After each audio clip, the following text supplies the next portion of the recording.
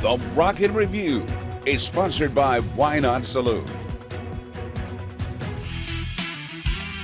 We're honored to have on the show Rock and Roll Hall of Famer, singer, songwriter, and guitarist, the one and only Dave Mason. Dave, thank you for coming on the show. Well, thank you. You know, you've got a great new book that you have available on the road with you while you're touring and also on your website.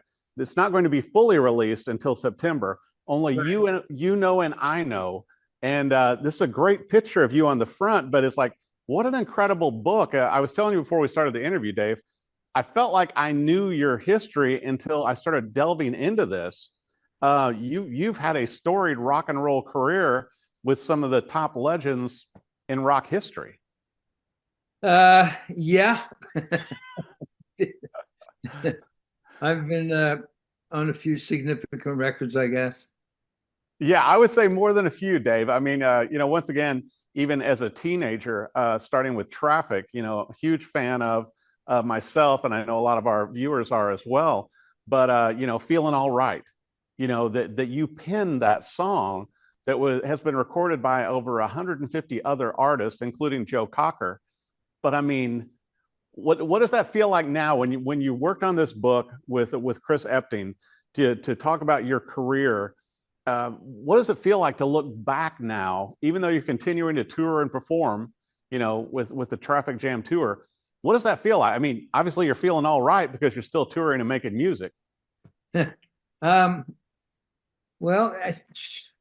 don't know. It's I mean, I live the story, so it's there's some great highlights. The book basically for me it was as much as the musical highlights, I guess, are significant that people want to know. I tried to actually really write a book that was was a sort of my journey, life. So all the other stuff that's in there that's not about with the songs I was on or the people I played with. So I tried to put something in there, with all my mistakes and all the good times, all the bad times. I tried to make as much as of a journey, a personal journey. Right. Well, and I think you did such a great job of that, with telling the stories in the book, but also some of the things to me that are just so uncanny, especially with incredible pictures in here.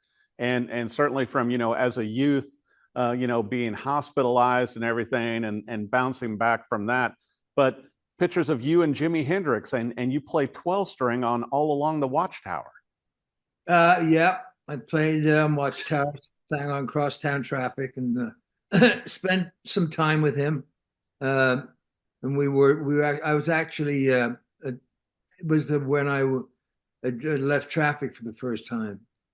And we were talking about me actually joining on bass, since there was things were not going too well with Noel Redding. So Jimmy, but that's somehow management kind of put a stop to that. So, but otherwise, yes, I would probably been a member of the experience. Wow. And obviously, we mentioned Traffic, Dave, and you're so humble about all of this, but also, I mean, you were a member of Derek and the Dominoes and Mick Fleetwood. I was with Fleetwood Mac for a couple of years in '94. Did an album.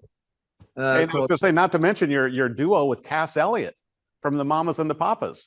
Yeah, we did an album with Cass. A sort of, was when I first came over here. Actually, I spent a lot of time there because there was a couple living at her house that were from England that I knew really well. So because of that, it became a sort of point of reference for me, something familiar. Through that, obviously I spent a lot of time getting to know Cass. And and eventually we'd sit around and sing sometimes at the house. And that just sort of rolled into, let's try recording something. And that just developed into an album. Well, and speaking of which, and I feel like you're a hidden thread that holds the tapestry together, Dave, because, even talking about, Paul McCartney's songs with Wings and with George Harrison, All Things Must Pass, and you were a member of Ringo Starr's all-star band, but then didn't get to tour with him. Well, yeah, that was a that was a little bit of a disaster. But it's like, it seems like you're connected to all of these people, even to Michael Jackson. Yeah. Well, I was doing the last album with for Columbia. Mm. It turned out to be the last album called Old Crest on a New Wave. And I had a song in there that I needed someone to sing a high part to. And he was in the we were in the same studio. He was in one studio. I forget I'm not sure what album he was working on at the time. Thriller or one of those big albums. But I thought, well, I'll go ask Michael if he'd come sing this part for me. And so just walked down the hall to the studio, and they were on a break, and he was kind of standing actually in the doorway, and I was like, hey, I got this song, and I was wondering if you'd be up for putting this high harmony on there for me. And he was like, yeah, when I was 12 years of age, I did a show with Diana Ross, and the last song we did at the end of the show was Feelin Alright. So yeah, absolutely, I'll come over and sing for you.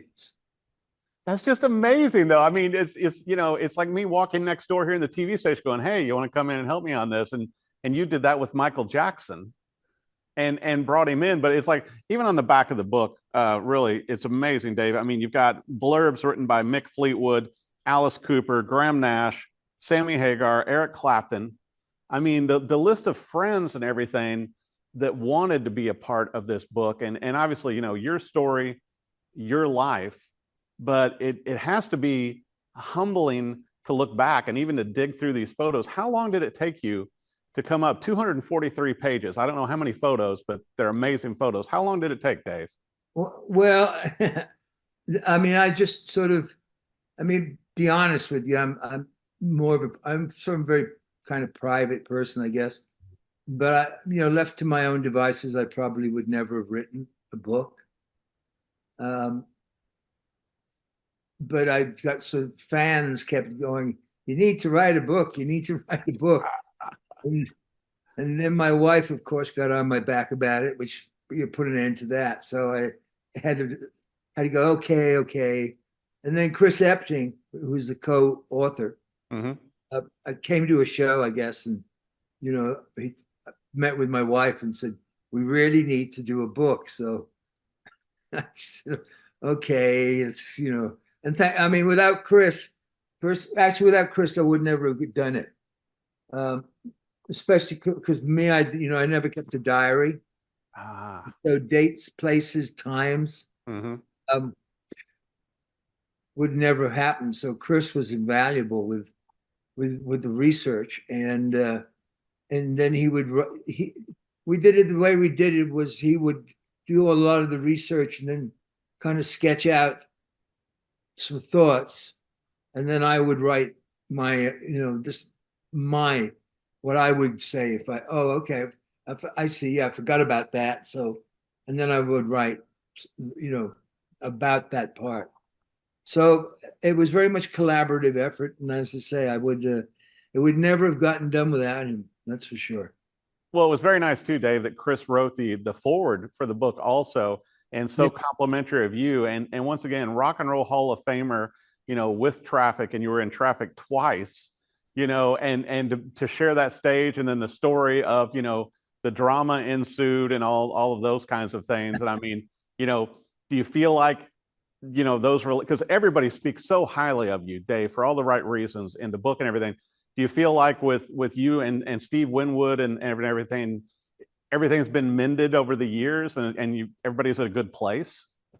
Well, I don't know, but I mean, Chris Wood and Jim Capote have passed away. So there's really only Winwood, and I really have no communication with him. Gotcha. Yeah. Unfortunately, otherwise, one last go around with Traffic with the two of us would have been nice.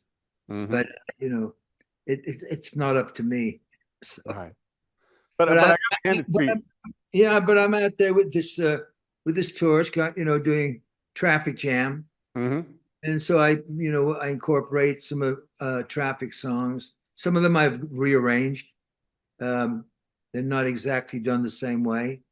Got a great band, great band. With actually Mark Stein is now part of it from Wow. Vanilla Fudge. Vanilla Fudge. Mark's great. Mark does a couple of those songs, and uh, actually we do a version of "I'm a Man" since I was on the original recording of that. Mhm. Spencer Davis. So it's we mix it up with my some of my stuff, some Traffic stuff, and a couple of odds and ends we'll throw in. So Well, yeah. and also, and you won't take credit, so I've got to give it to you, Dave. I mean, your solo work, though, also, it's like one of your songs that's always stuck in my head, and I just love it. Just the whole mix and everything. We just disagree, Well, and it's just a song that just holds up so well. well, it was a great song for me, but it's not one of my songs. It was written by Jim Krieger, who was a band member for a long time with me. Incredible guitar player, but he passed away a number of years ago. Um, but he wrote this song and came to me one day saying, I wrote this song. I think it's right for you." And Mm. he played it to me. I was like, yeah, it's it's a really good song. So that's how that one came about. Yeah, and thank you for sharing that story. And but the pictures too, like so many great photos in here, Dave, with you and George Harrison and all of your contemporaries that you've played music with, that they've been on your albums or you've been on theirs. What is it like to look back over your lifetime now and see this documented into a book? I mean, just wow. I guess. I mean, like my thing with the book, really, if I like I said, if I was left to my own devices, I would be like, you know what? Why would I want to write a book? There's nothing spectacular really to write about. But I guess, I mean, I don't, unless I'm doing an interview like this or something, I really don't stop to really think about all that stuff. I was there, I lived it. Mhm. But in retrospect, looking back at it all, it's yeah, it's pretty impressive. Sort of the Forrest Gump of rock and roll here. It's just amazing though, because I mean, looking at the pictures and reading the stories, it's just you're kind of everywhere. Like when Bob Dylan brings you in, and Oh, like we're talking about with Cass Elliott and with all these things, it's like going, you just pop up everywhere. And it's like, and I mainly knew about Traffic and your solo career as Dave Mason, but there's all these other side projects going on that you were pulled into and involved with also that if it weren't not documented, I think a lot of us wouldn't know. probably so. I mean, I still do a lot, I still occasionally run into sort of people, or when I'm doing a show somewhere, they're not aware that I wrote "Feelin' Alright," or so, which is understandable. People have their own things going on in their lives to stop and wonder who wrote this or who wrote that. But yeah, I guess I'm a little bit of an everywhere man in a way. You So, are. um, but yeah, it's been a great journey. It's not over yet either. No, definitely not. Well, I think also, and I was going to say, Dave, really, with your time in Traffic and with Feelin' Alright, that solidifies, you in rock and roll history. The other things just add to it. And it seems like that this book would make a great documentary also. If someone wanted to do a documentary or a film on you kind of covering, because the songs are really the body of work that, that you've left behind and continue to do. Well, yeah, it'd be nice. We're available. I have a feeling that some people are going to be knocking on your door about that, Dave. In between touring and writing and recording and working on new albums like you always do. Well, I hope so. We'll see what happens. And I was a fan also. I've got to bring this up just for my own edification of the guitars that you launched back in 2004. When you came out with those, they were so innovative at the time. Oh yes, well that was sadly that didn't end well. Mm. But they are the most expensive guitars I've got. I mean, it was just a great concept at the time. You know, when you first introduced him, I think you and I had even talked on email briefly back then, you know, when you launched the company and we're working on that, but just a great concept to be able to change out, you know, shells and bodies and pickups and everything within an instrument. Very lightweight, and it played and they played and sounded great. Yeah, are the RKS guitars. Right. It was it was a great idea, and it was unfortunately like I said, unfortunately, sadly didn't end well. But I think they were ahead of their time also. Well, it's possible. Yeah, you know, yeah. It was innovative. Very, very. And just like your music. Well, I got to ask you, Dave, then also, are you already working on like new songs and a new album? Because certainly you continue to tour all over the world and sell out shows everywhere you go. Well, yeah, I have a little studio at home, so I work on stuff. I mean, I have things a few things that have not been, you know, people have not heard yet. I have a blues album I just finished that's not officially out. We have it also on the website, and we take it to the shows, which is kind of cool. Because everybody's like, you need to do a blues album, do a blues album. So, so I put one together, which turned out pretty cool. I got a couple of tracks on there with me and Joe Bonamassa. That is a version of Dear Mr. Fantasy. Oh, yeah. And then an arrangement of Low Spark of High Hill Boys that I put together that's very blues orientated. Wow. And we do those songs in the show. Obviously not with Joe, because he's off doing his own things. Mm-hmm. So yeah, I mean, I try to continue. I try to keep things going. Well, definitely. And I mean, and certainly the blues harkens back to your early days as a teenager, when you were playing with Traffic and Spencer Davis and all of those things. But what an incredible thing to be rolling out blues songs and a blues album in the future as well. And I know we can't wait to hear more songs from that. I want to make sure for our viewers also, Dave, with Only You Know and I know that you've got this book out on tour with you, available at the merch table and on the website. It doesn't officially launch until September, Right. But if people want a signed copy for your website, where should viewers go to, Dave? You go to davemasonmusic.com.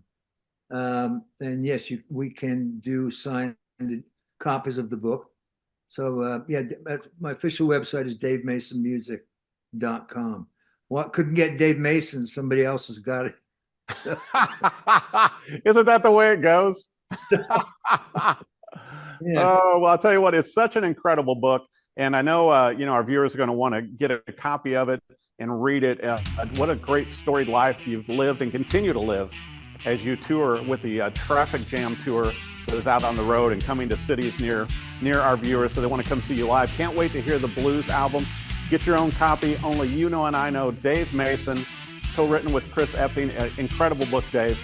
Thank you. Congratulations.